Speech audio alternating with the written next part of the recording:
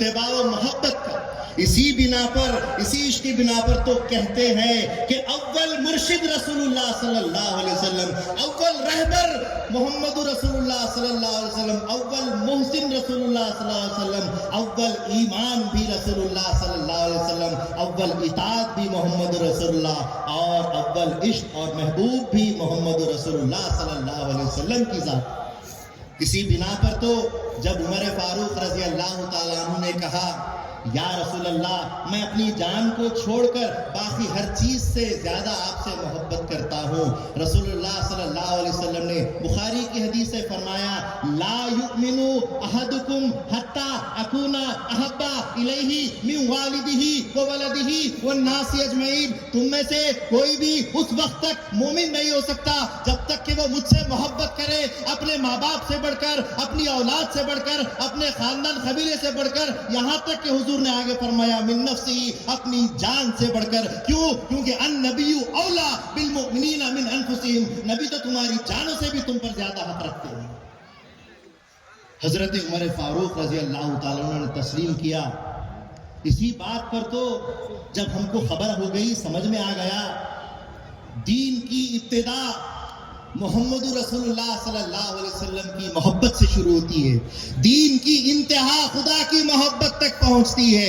اسی ابتدا اور انتہا کے راز کو کھولتے ہوئے حضرت حضور امامنا مہدی موعود علیہ السلام نے فرما دیا ماں مذہب عاشقہ اور دیو، اول اور آخر جب محبت یہ تو ہم تو محبت والا عشق والا مذہب پیش کرتے ہیں. ماں مذہب عاشقہ اور دیو، ہم تو عشق کا مذہب لائیں. حاضرین گرامی، محبت رسول صلی اللہ علیہ وسلم کی خلفائے راشدین رضوان اللہ علیہم اجمعین کے تمثیلات سے آپ کے سامنے گوش گزار کرتے ہوئے اپنی جگہ لے لوں گا. محبت کی مثال اول حضرت ابوبکر صدیق رضی اللہ تعالیٰ عنہ. جب اہل قریش آ کر کہنے لگے ایک پل میں مسجد حرام سے مسجد اقصی محمد چلے گئے صلی اللہ علیہ وسلم، کہا کس نے کہا ہے؟ کہا کہ تمہارے محمد نے کہا ہے صلی اللہ علیہ وسلم، کہا کہ حضور نے کہا ہے آمنا و صدقنا. غلامی کا شرط دیکھیے، حضور نے کہہ دیا، محبت رسول فوراً سامنے پیش کر دی، حضور نے فرمایا تو آمنا و صدقنا. وہی حضرت ابوبکر صدیق رضی اللہ تعالیٰ عنہ جبکہ حضرت بلال حبشی رضی اللہ تعالیٰ عنہ کو دشمن تکلیف دے رہے تھے، ریت پر جلایا جا رہا تھا، اس وقت حضور نے کہا کوئی میرے بلال کو آزاد کرا دے. حضرت ابوبکر صدیق ہی تھے جو اپنا سارا مال و متاع لٹا دیا اور حضرت بلال حبشی کو لے آئے. یہ محبت رسول.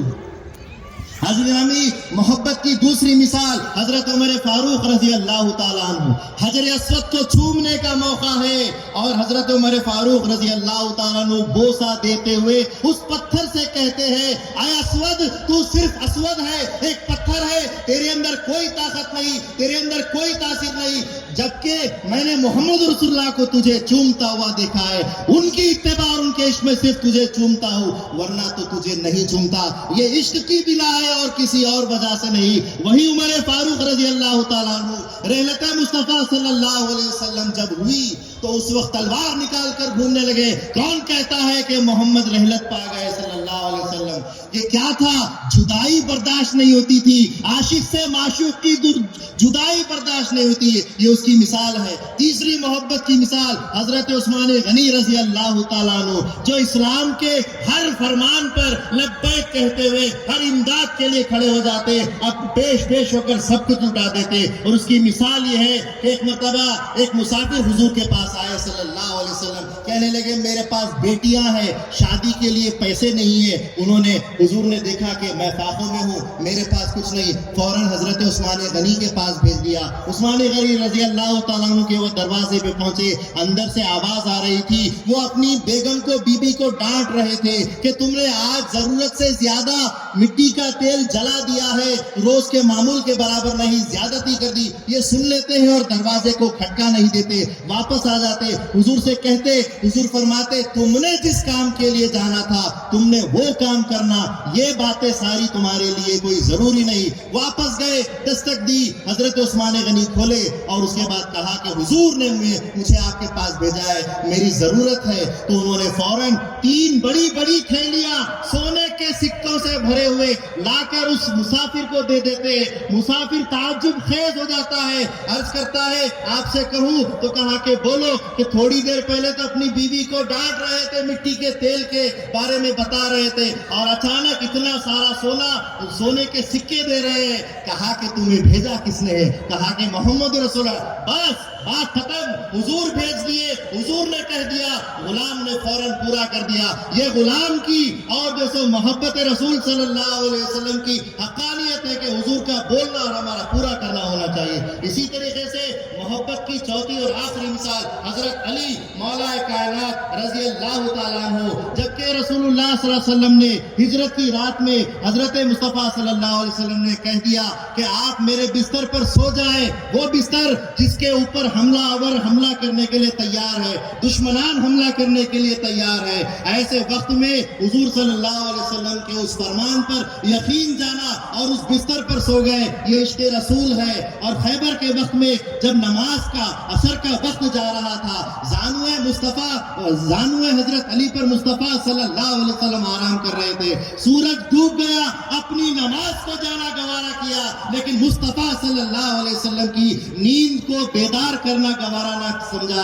اس پر سے حضور صلی اللہ علیہ وسلم جب جاگے، روتا ہوا دیکھ کر پوچھے کیوں روتے ہو؟ نماز چلے گئی۔ کہا کہ تم نے میری محبت کا اظہار کیا ہے، میں تمہاری محبت کو باقی رکھتا ہوں۔ سورج کو پلٹا دیا اور انہوں نے نماز ادا کری۔ بہرحال بولنے سننے کے بہت سارے واقعات ہیں، میں اللہ تعالیٰ سے دعا کرتا ہوں اللہ تعالیٰ بولنے سننے سے زیادہ ہم کو عمل کی توفیق عطا فرمائے۔ تعزیز جب تک کہ ہم حیات ہیں، زندہ ہیں، محبت رسول صلی اللہ علیہ وسلم ہمارے دلوں میں اللہ گھر کر دے، ہماری نسلوں میں قائم رکھے، آمین۔ وآخر دعوانا الحمدللہ رب العالمین۔